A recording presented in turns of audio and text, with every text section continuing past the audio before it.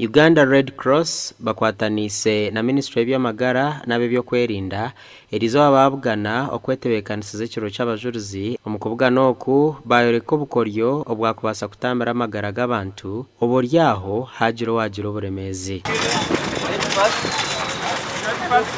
Fenga abakulembeze bye batulazeeko nga bali mu kweteekateeka singa wanaaba waguddewo embeera yonna ey'akazigizigeza ng'omuliro obanga waliwo omuntu yenna alina obulabe bwatuuseeko fe batulazeeko obukugu bagenda okukozesa bayise mu kutendekebwa okumala era ffe ng'abamu abakulembeze tuli basanyufu nnyo olw'ebyo bye boolesezza.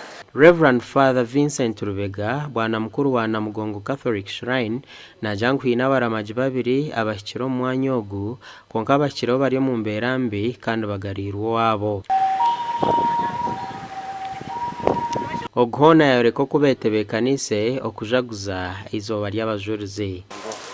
Naye nkubiriza n'abantu abagenda okujja bannange tubeere n'obuvunaanyizibwa twebereremu wakati nga tuzze okusinza n'okujjukira abajulizi baffe ate mubaamu n'abantu ababi abazze okukola.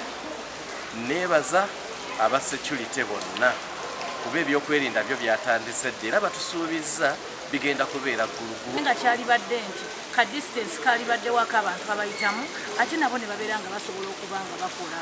Abantu bano olunaku luno balufunamu nnyo ssente.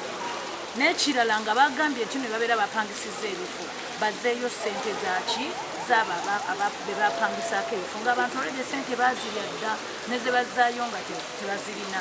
Mu kyo n'alibadde ngamba gavumenti eyingire mu kintu kino eyamba abantu bano erabe nga at least bakola ekikumi ng'ate mu kisaanidde. Emmanuel aine byona omugambirizi wa Ministry y'Ebyamagara yashoborera okubugana kw'erizooba kandi n'Ageihangwe nikiija kuhwera abaramaji abariija omu mwanya ogu. Gasha kwa Damba Tadeo.